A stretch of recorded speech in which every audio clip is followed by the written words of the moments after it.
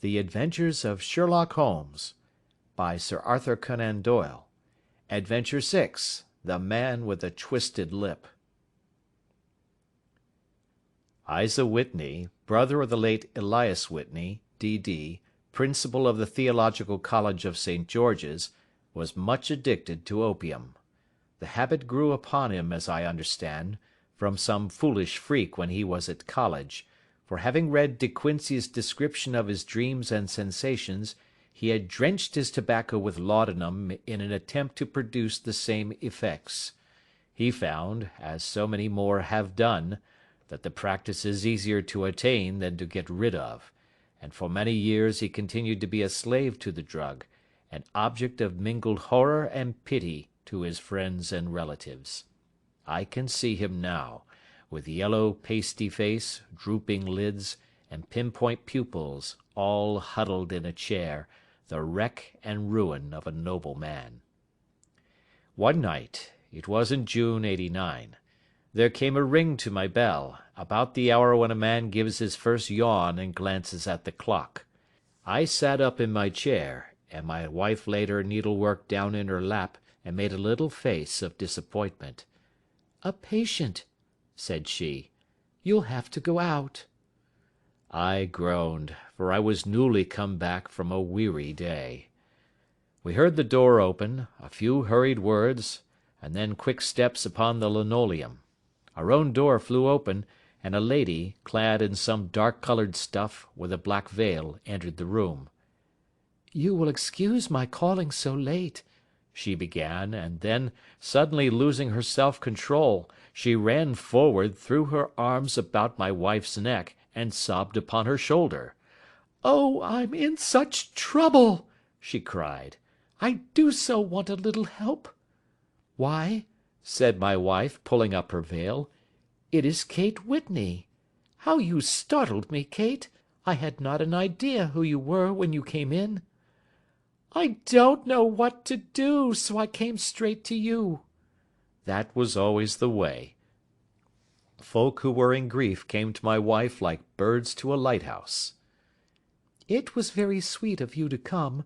Now, you must have some wine and water, and sit here comfortably and tell us all about it. Or should you rather that I sent James off to bed?" "Oh, no, no! I want the doctor's advice and help too. It's about Isa. He's not been home for 2 days. I'm so frightened about him." It was not the first time that she had spoken to us of her husband's trouble, to me as a doctor, to my wife as an old friend and school companion. We soothed and comforted her by such words as we could find. Did she know where her husband was? Was it possible that we could bring him back to her? It seems that it was. She had the surest information that of late he had, when the fit was on him, made use of an opium den in the farthest east of the city. Hitherto his orgies had always been confined to one day, and he had come back twitching and shattered in the evening.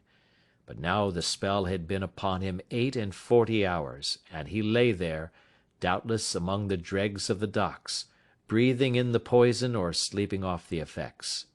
There he was to be found, she was sure of it, at the Bar of Gold, in Upper Swandam Lane. But what was she to do? How could she, a young and timid woman, make her way into such a place and pluck her husband out from among the ruffians who surrounded him? There was the case, and of course there was but one way out of it. Might I not escort her to this place? And then, as a second thought, why should she come at all? I was Isa Whitney's medical adviser, and as such I had influence over him. I could manage it better if I were alone. I promised her on my word that I would send him home in a cab within 2 hours, if he were indeed at the address which she had given me. And so in 10 minutes I had left my armchair and cheery sitting-room behind me, and was speeding eastward in a hansom on a strange errand, as it seemed to me at the time, though the future only could show how strange it was to be. But there was no great difficulty in the first stage of my adventure. Upper Swandam Lane is a vile alley lurking behind the high wharves which line the north side of the river to the east of London Bridge. Between a slop shop and a gin shop, approached by a steep flight of steps leading down to a black gap like the mouth of a cave, I found the den of which I was in search. Ordering my cab to wait, I passed down the steps, worn hollow in the centre by the ceaseless tread of drunken feet, and by the light of a flickering oil lamp above the door I found the latch and made my way into a long, low room, thick and heavy with the brown opium smoke, and terraced with wooden berths like the forecastle of an emigrant ship.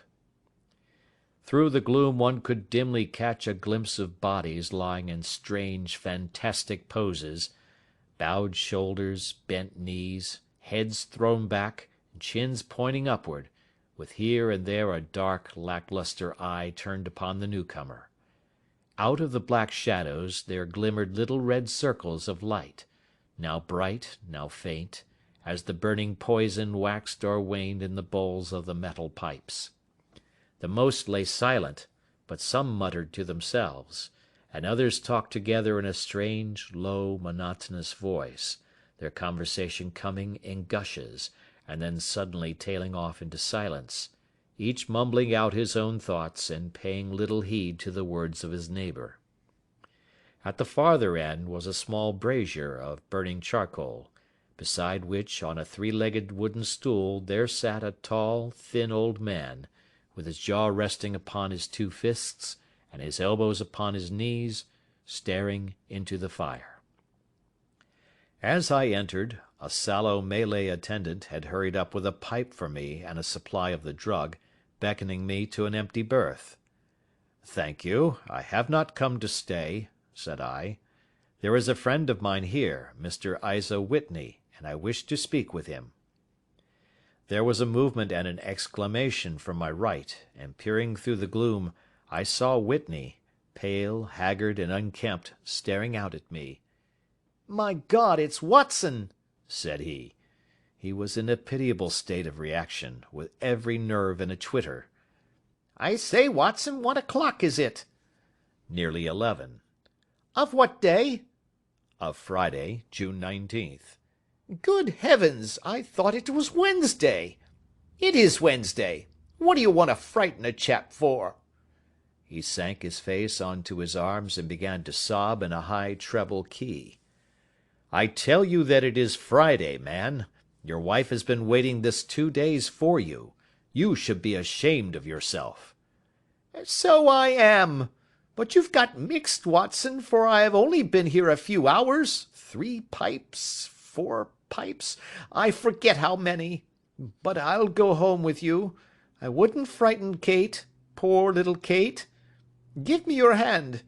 Have you a cab?" "Yes, I have one waiting." "Then I shall go in it. But I must owe something. Find what I owe, Watson. I am all off colour. I can do nothing for myself." I walked down the narrow passage between the double row of sleepers, holding my breath to keep out the vile, stupefying fumes of the drug, and looking about for the manager. As I passed the tall man who sat by the brazier, I felt a sudden pluck at my skirt, and a low voice whispered, "Walk past me, and then look back at me." The words fell quite distinctly upon my ear. I glanced down. They could only have come from the old man at my side, and yet he sat now as absorbed as ever, very thin, very wrinkled, bent with age, an opium pipe dangling down from between his knees, as though it had dropped in sheer lassitude from his fingers. I took 2 steps forward and looked back. It took all my self-control to prevent me from breaking out into a cry of astonishment. He had turned his back so that none could see him but I. His form had filled out, his wrinkles were gone, the dull eyes had regained their fire, and there, sitting by the fire and grinning at my surprise, was none other than Sherlock Holmes. He made a slight motion to me to approach him, and instantly, as he turned his face half round to the company once more, subsided into a doddering, loose-lipped senility. "Holmes," I whispered. "What on earth are you doing in this den?" "As low as you can," he answered. "I have excellent ears. If you would have the great kindness to get rid of that sottish friend of yours, I should be exceedingly glad to have a little talk with you." "I have a cab outside." "Then pray send him home in it. You may safely trust him, for he appears to be too limp to get into any mischief. I should recommend you also to send a note by the cabman to your wife to say that you have thrown in your lot with me. If you will wait outside, I shall be with you in 5 minutes." It was difficult to refuse any of Sherlock Holmes's requests, for they were always so exceedingly definite, and put forward with such a quiet air of mastery. I felt, however, that when Whitney was once confined in the cab my mission was practically accomplished, and for the rest, I could not wish anything better than to be associated with my friend in one of those singular adventures which were the normal condition of his existence. In a few minutes I had written my note, paid Whitney's bill, led him out to the cab, and seen him driven through the darkness. In a very short time a decrepit figure had emerged from the opium den, and I was walking down the street with Sherlock Holmes. For 2 streets he shuffled along with a bent back and an uncertain foot. Then, glancing quickly round, he straightened himself out and burst into a hearty fit of laughter. "I suppose, Watson," said he, "that you imagine that I have added opium smoking to cocaine injections, and all the other little weaknesses on which you have favoured me with your medical views." "I was certainly surprised to find you there." "But not more so than I to find you." "I came to find a friend." "And I to find an enemy." "An enemy?" "Yes, one of my natural enemies, or, shall I say, my natural prey. Briefly, Watson, I am in the midst of a very remarkable inquiry, and I have hoped to find a clue in the incoherent ramblings of these sots, as I have done before now. Had I been recognised in that den my life would not have been worth an hour's purchase, for I have used it before now for my own purposes, and the rascally Lascar who runs it has sworn to have vengeance upon me. There is a trap-door at the back of that building, near the corner of Paul's Wharf, which could tell some strange tales of what has passed through it upon the moonless nights." "What? You do not mean bodies?" "Ay, bodies, Watson. We should be rich men if we had £1,000 for every poor devil who has been done to death in that den.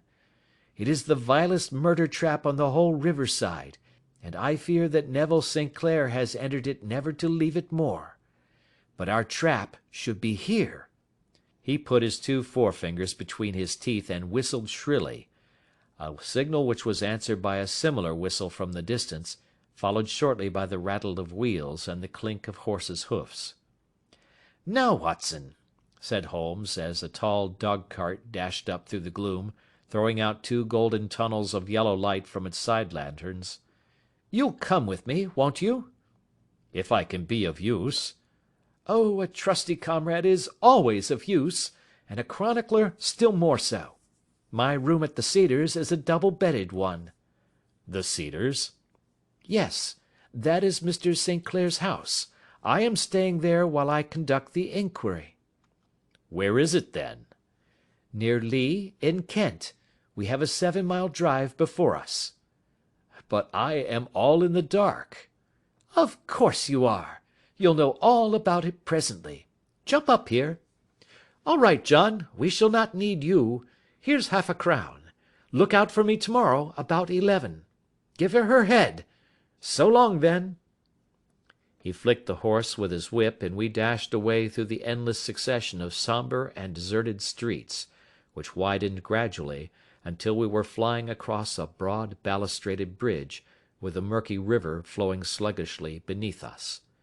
Beyond lay another dull wilderness of bricks and mortar, its silence broken only by the heavy, regular footfall of the policemen, or the songs and shouts of some belated party of revellers.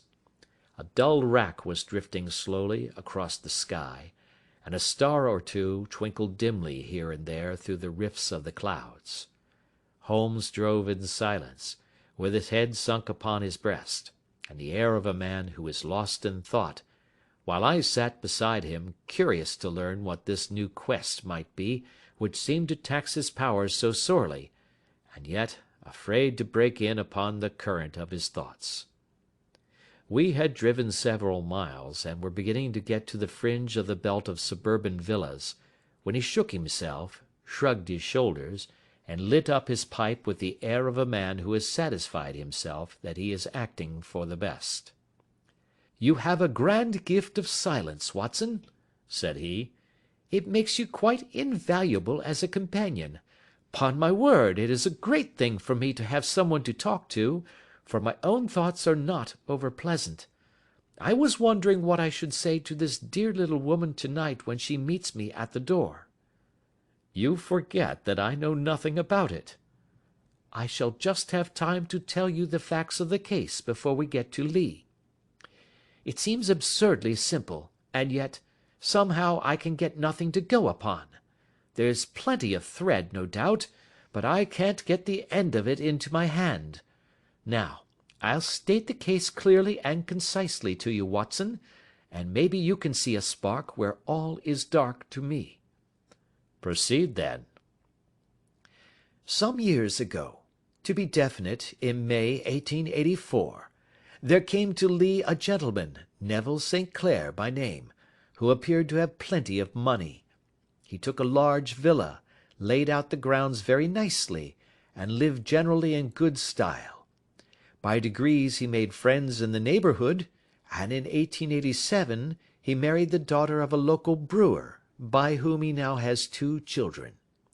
He had no occupation, but was interested in several companies, and went into town, as a rule, in the morning, returning by the 5:14 from Cannon Street every night. Mr. St. Clair is now 37 years of age, is a man of temperate habits, a good husband, a very affectionate father, and a man who is popular with all who know him. I may add that his whole debts at the present moment, as far as we have been able to ascertain, amount to £88 10s, while he has £220 standing to his credit in the Capital and Counties Bank. There is no reason, therefore, to think that money troubles have been weighing upon his mind. Last Monday Mr. Neville St. Clair went into town rather earlier than usual, remarking before he started that he had 2 important commissions to perform, and that he would bring his little boy home a box of bricks.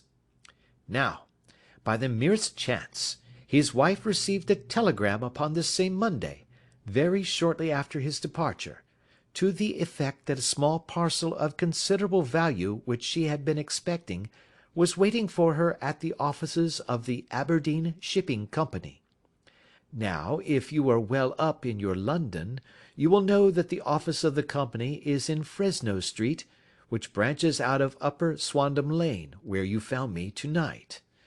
Mrs. St. Clair had her lunch, started for the city, did some shopping, proceeded to the company's office, got her packet, and found herself at exactly 4:35 walking through Swandam Lane on her way back to the station. Have you followed me so far?" "It is very clear." "If you remember, Monday was an exceedingly hot day, and Mrs. St. Clair walked slowly, glancing about in the hope of seeing a cab, as she did not like the neighbourhood in which she found herself. While she was walking in this way down Swandam Lane, she suddenly heard an ejaculation or cry, and was struck cold to see her husband looking down at her and, as it seemed to her, beckoning to her from a second-floor window. The window was open, and she distinctly saw his face, which she describes as being terribly agitated. He waved his hands frantically to her, and then vanished from the window so suddenly that it seemed to her that he had been plucked back by some irresistible force from behind. One singular point, which struck her quick feminine eye, was that although he wore some dark coat, such as he had started to town in, He had on neither collar nor necktie. Convinced that something was amiss with him, she rushed down the steps, for the house was none other than the opium den in which you found me to-night, and running through the front room, she attempted to ascend the stairs which led to the first floor. At the foot of the stairs, however, she met this Lascar scoundrel of whom I have spoken, who thrust her back, and, aided by a Dane, who acts as assistant there, pushed her out into the street. Filled with most maddening doubts and fears, she rushed down the lane, and by rare good fortune, met in Fresno Street a number of constables with an inspector, all on their way to their beat. The inspector and two men accompanied her back, and in spite of the continued resistance of the proprietor, they made their way to the room in which Mr. St. Clair had last been seen. There was no sign of him there. In fact, in the whole of that floor, there was no one to be found save a crippled wretch of hideous aspect, who, it seems, made his home there. Both he and the Lascar stoutly swore that no one else had been in the front room during the afternoon. So determined was their denial, that the inspector was staggered, and had almost come to believe that Mrs. St. Clair had been deluded when, with a cry, she sprang at a small deal box which lay upon the table, and tore the lid from it. Out there fell a cascade of children's bricks. It was the toy which he had promised to bring home. This discovery, and the evident confusion which the cripple showed, made the inspector realize that the matter was serious. The rooms were carefully examined, and results all pointed to an abominable crime. The front room was plainly furnished as a sitting room, and led into a small bedroom, which looked out upon the back of one of the wharves. Between the wharf and the bedroom window is a narrow strip, which is dry at low tide, but is covered at high tide with at least 4½ feet of water. The bedroom window was a broad one and opened from below. On examination, traces of blood were to be seen upon the window sill, and several scattered drops were visible upon the wooden floor of the bedroom. Thrust away behind a curtain in the front room were all the clothes of Mr. Neville St. Clair, with the exception of his coat. His boots, his socks, his hat, and his watch, all were there. There were no signs of violence upon any of these garments, and there were no other traces of Mr. Neville St. Clair. Out of the window he must apparently have gone, for no other exit could be discovered, and the ominous bloodstains upon the sill gave little promise that he could save himself by swimming, for the tide was at its very highest at the moment of the tragedy. And now, as to the villains who seemed to be immediately implicated in the matter.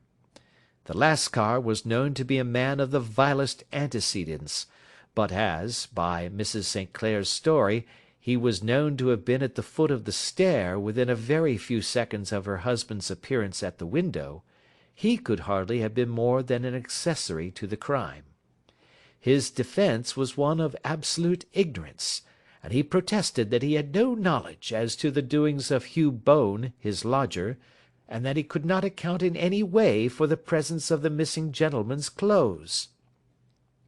So much for the Lascar manager. Now for the sinister cripple who lives upon the second floor of the opium den, and who was certainly the last human being whose eyes rested upon Neville St. Clair. His name is Hugh Bone, and his hideous face is one which is familiar to every man who goes much to the city.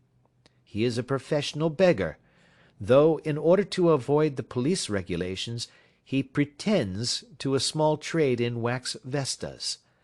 Some little distance down Threadneedle Street, upon the left-hand side, there is, as you may have remarked, a small angle in the wall. Here it is that this creature takes his daily seat, cross-legged with his tiny stock of matches on his lap, and as he is a piteous spectacle, a small rain of charity descends into the greasy leather cap which lies upon the pavement beside him. I have watched the fellow more than once before ever I thought of making his professional acquaintance, and I have been surprised at the harvest which he has reaped in a short time. His appearance, you see, is so remarkable that no one can pass him without observing him. A shock of orange hair, a pale face disfigured by a horrible scar, which, by its contraction, has turned up the outer edge of his upper lip, a bulldog chin, and a pair of very penetrating dark eyes, which present a singular contrast to the colour of his hair, all mark him out from amid the common crowd of mendicants, and so too does his wit, for he is ever ready with a reply to any piece of chaff which may be thrown at him by the passers-by. This is the man whom we now learn to have been the lodger at the opium den, and to have been the last man to see the gentleman of whom we are in quest. But a cripple, said I. What could he have done single-handed against a man in the prime of life? He is a cripple in the sense that he walks with a limp, but in other respects he appears to be a powerful and well-nurtured man. Surely your medical experience would tell you, Watson, that weakness in one limb is often compensated for by exceptional strength in the others. Pray continue your narrative. Mrs. St. Clair had fainted at the sight of the blood upon the window, and she was escorted home in a cab by the police, as her presence could be of no help to them in their investigations. Inspector Barton, who had charge of the case, made a very careful examination of the premises, but without finding anything which threw any light upon the matter. One mistake had been made in not arresting Boone instantly, as he was allowed some few minutes during which he might have communicated with his friend the Lascar, but this fault was soon remedied, and he was seized and searched, without anything being found which could incriminate him. There were, it is true, some blood-stains upon his right shirt-sleeve, but he pointed to his ring-finger, which had been cut near the nail, and explained that the bleeding came from there, adding that he had been to the window not long before, and that the stains which had been observed there came doubtless from the same source. He denied strenuously having ever seen Mr. Neville St. Clair, and swore that the presence of the clothes in his room was as much a mystery to him as to the police. As to Mrs. St. Clair's assertion that she had actually seen her husband at the window, he declared that she must have been either mad or dreaming.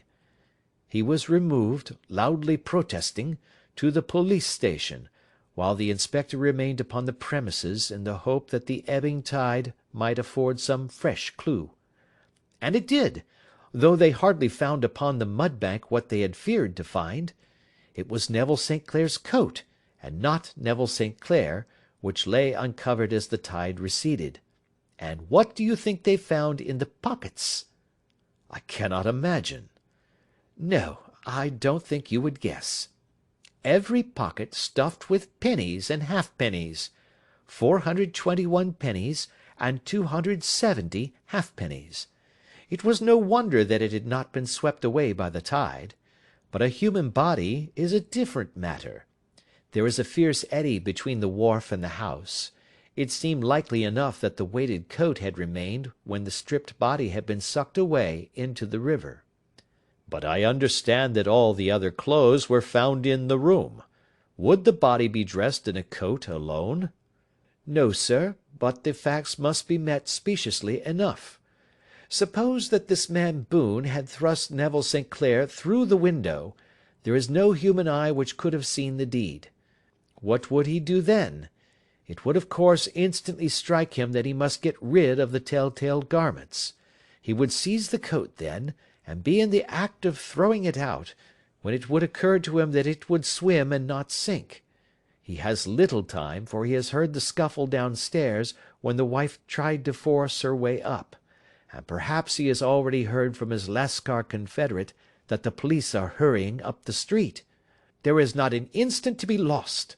He rushes to some secret hoard, where he has accumulated the fruits of his beggary, and he stuffs all the coins upon which he can lay his hands into the pockets to make sure of the coat's sinking.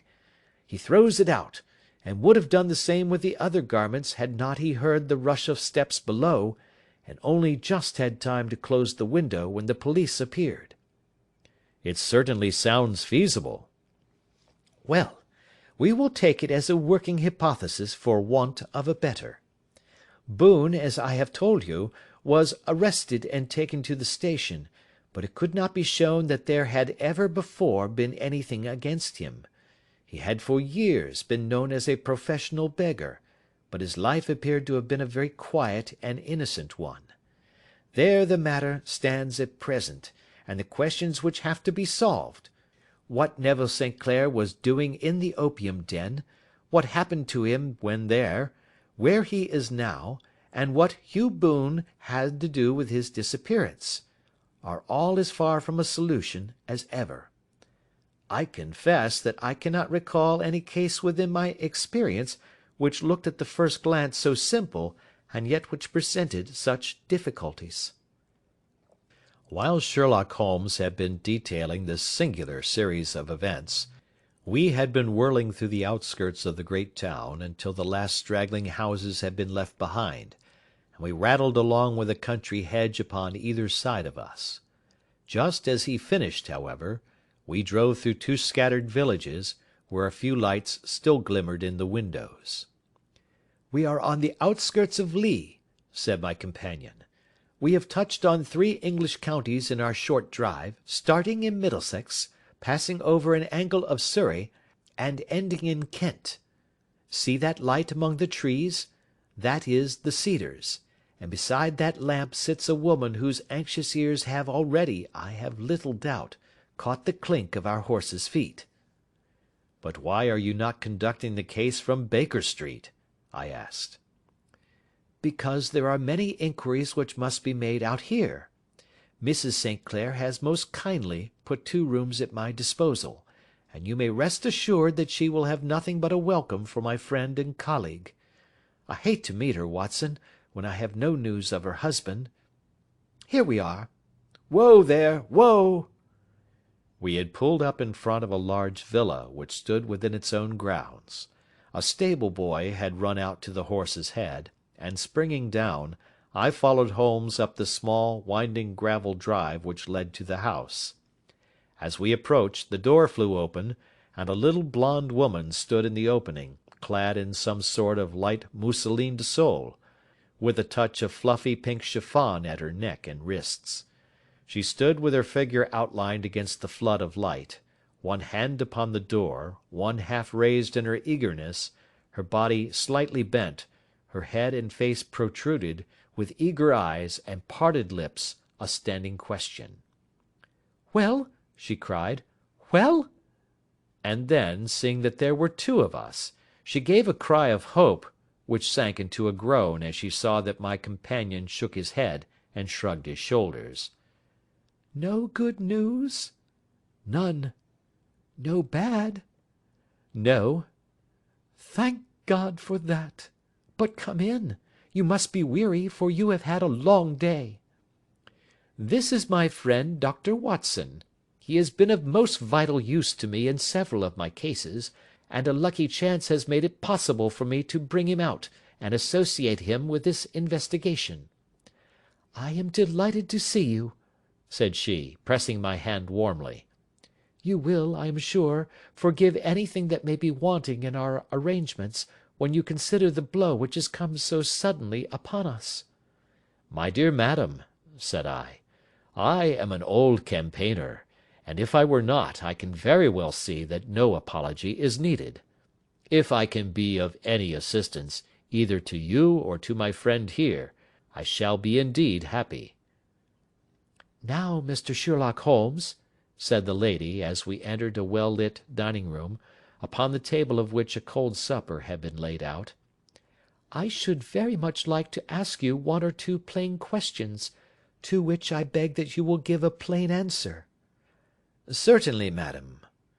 "Do not trouble about my feelings. I am not hysterical, nor given to fainting. I simply wish to hear your real opinion." "Upon what point?" "In your heart of hearts, do you think that Neville is alive?" Sherlock Holmes seemed to be embarrassed by the question. "Frankly now," she repeated, standing upon the rug and looking keenly down at him as he leaned back in a basket chair.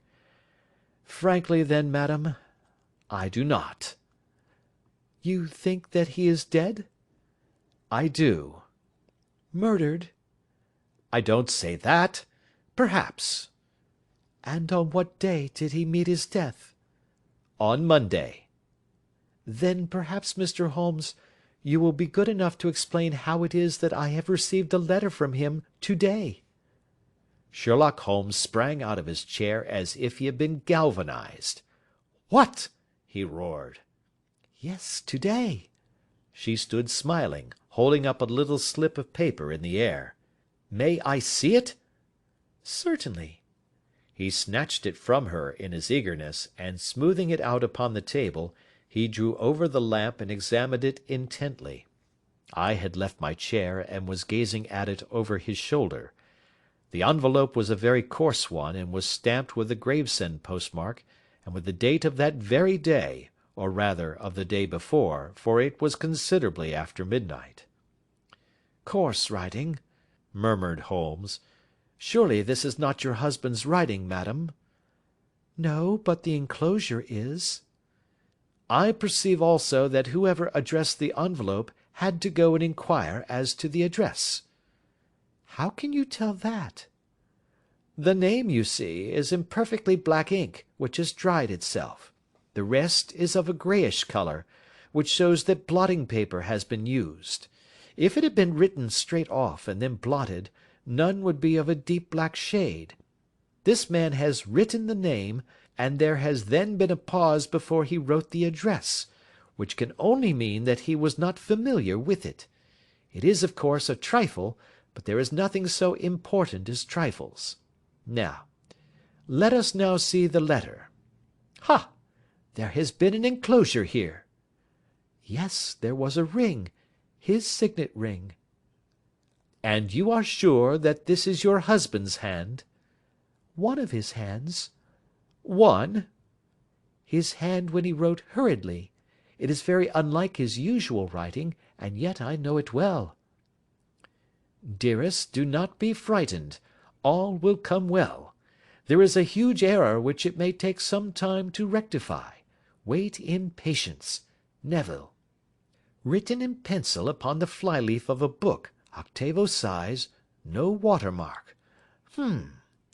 Posted to-day in Gravesend by a fellow with a dirty thumb. Ha!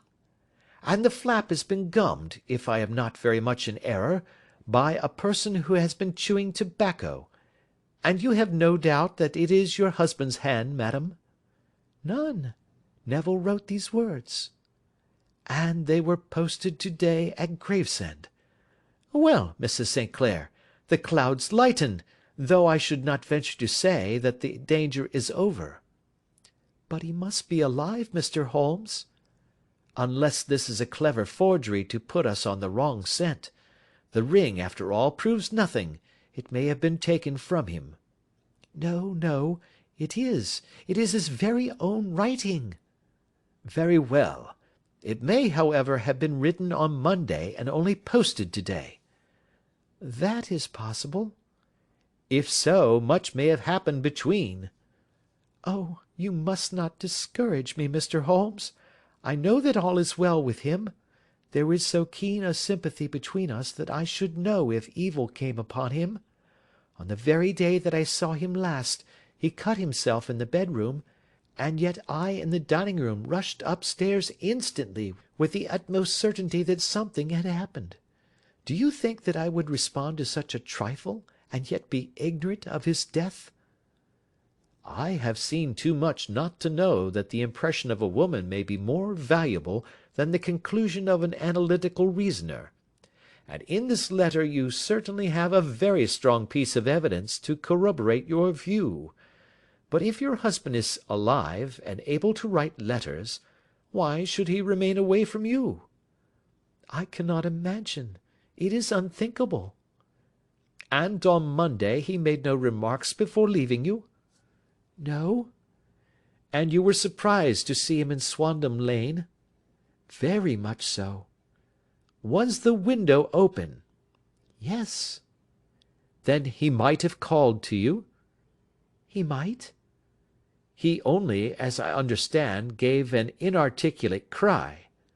Yes. A call for help, you thought? Yes, he waved his hands. But it might have been a cry of surprise. Astonishment at the unexpected sight of you might cause him to throw up his hands? It is possible. And you thought he was pulled back? He disappeared so suddenly. He might have leaped back. You did not see anyone else in the room? No, but this horrible man confessed to having been there, and the Lascar was at the foot of the stairs. Quite so. Your husband, as far as you could see, had his ordinary clothes on? But without his collar or tie. I distinctly saw his bare throat. Had he ever spoken of Swandam Lane? Never. Had he ever showed any signs of having taken opium? Never. Thank you, Mrs. St. Clair. Those are the principal points about which I wish to be absolutely clear. We shall now have a little supper and then retire, for we may have a very busy day to-morrow. A large and comfortable double-bedded room had been placed at our disposal, and I was quickly between the sheets, for I was weary after my night of adventure. Sherlock Holmes was a man, however, who, when he had an unsolved problem upon his mind, would go for days, and even for a week, without rest, turning it over, rearranging his facts, looking at it from every point of view until he had either fathomed it or convinced himself that his data were insufficient. It was soon evident to me that he was now preparing for an all-night sitting. He took off his coat and waistcoat, put on a large blue dressing-gown, and then wandered about the room collecting pillows from his bed and cushions from the sofa and armchairs. With these he constructed a sort of Eastern divan, upon which he perched himself cross-legged, with an ounce of shag tobacco and a box of matches laid out in front of him. In the dim light of the lamp I saw him sitting there, an old briar pipe between his lips, his eyes fixed vacantly upon the corner of the ceiling, the blue smoke curling up from him, silent, motionless, and the light shining upon his strong-set aquiline features. So he sat as I dropped off to sleep, and so he sat when a sudden ejaculation caused me to wake up, and I found the summer sun shining into the apartment. The pipe was still between his lips, the smoke still curled upward, and the room was full of a dense tobacco haze, but nothing remained of the heap of shag which I had seen upon the previous night. "Awake, Watson?" he asked. "Yes." "Game for a morning drive?" "Certainly."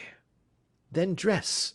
No one is stirring yet, but I know where the stable-boy sleeps, and we shall soon have the trap out." He chuckled to himself as he spoke, his eyes twinkled, and he seemed a different man to the sombre thinker of the previous night. As I dressed I glanced at my watch. It was no wonder that no one was stirring. It was 25 minutes past 4. I had hardly finished when Holmes returned with the news that the boy was putting in the horse. "I want to test a little theory of mine," said he, pulling on his boots. "I think, Watson, that you are now standing in the presence of one of the most absolute fools in Europe. I deserve to be kicked from here to Charing Cross. But I think I have the key of the affair now." "And where is it?" I asked, smiling. "In the bathroom," he answered. "Oh yes, I am not joking," he continued, seeing my look of incredulity.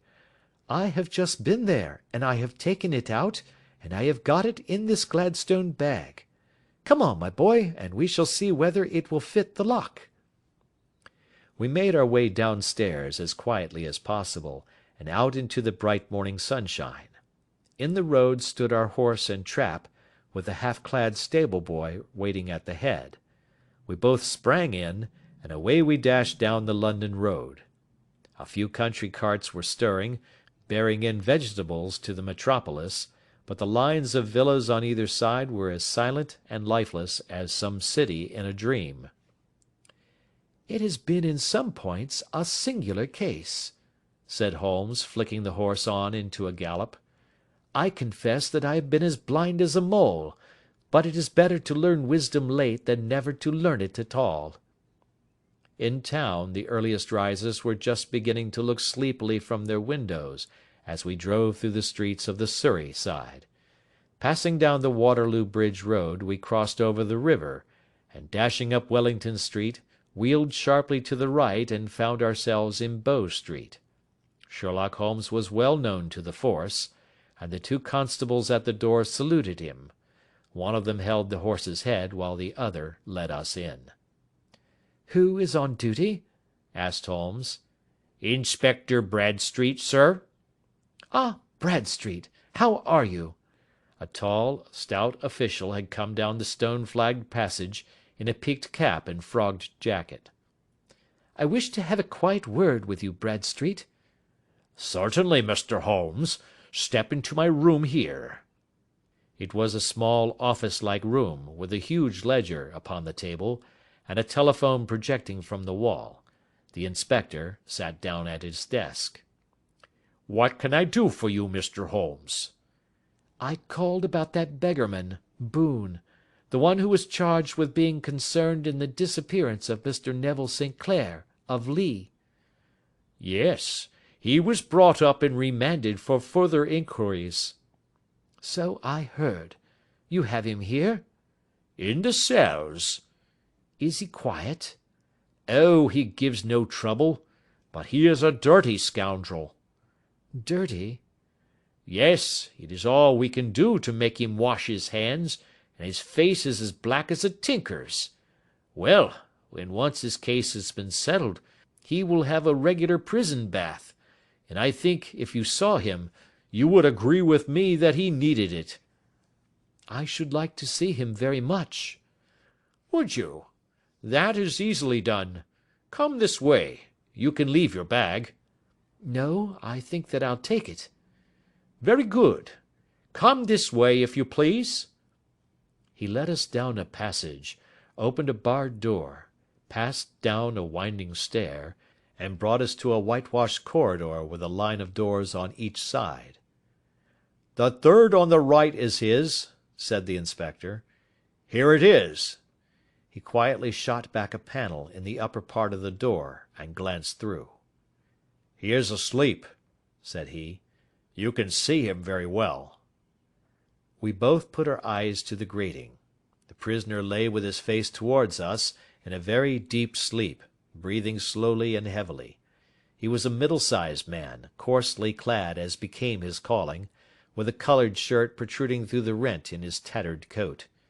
He was, as the inspector had said, extremely dirty, but the grime which covered his face could not conceal its repulsive ugliness. A broad wheal from an old scar ran right across it from eye to chin, and by its contraction had turned up one side of the upper lip, so that 3 teeth were exposed in a perpetual snarl. A shock of very bright red hair grew low over his eyes and forehead. "He's a beauty, isn't he?" said the inspector. "He certainly needs a wash," remarked Holmes. "I had an idea that he might, and I took the liberty of bringing the tools with me."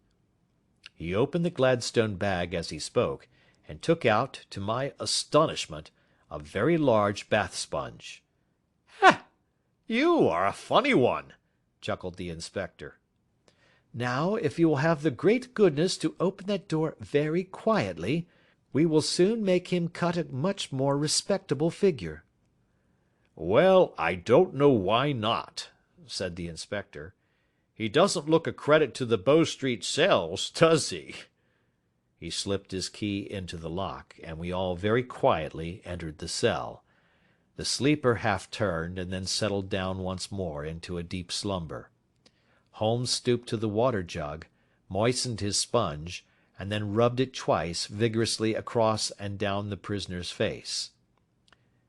"Let me introduce you," he shouted, "to Mr. Neville St. Clair, of Lee, in the county of Kent."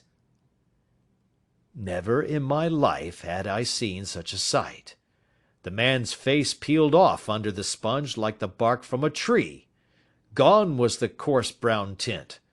Gone, too, was the horrid scar which had seamed it across, and the twisted lip which had given the repulsive sneer to the face.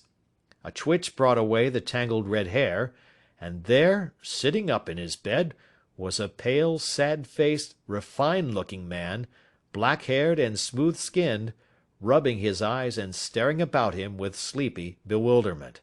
Then suddenly realizing the exposure, he broke into a scream and threw himself down with his face to the pillow. "Good heavens!" cried the inspector. "It is indeed the missing man. I know him from the photograph." The prisoner turned with the reckless air of a man who abandons himself to his destiny. "Be it so," said he. "And pray what am I charged with?" "With making away with Mr. Neville St. Oh, come, you can't be charged with that unless they make a case of attempted suicide of it," said the inspector with a grin. "Well, I've been 27 years in the force, but this takes the cake." If I am Mr. Neville St. Clair, then it is obvious that no crime has been committed, and that therefore I am illegally detained.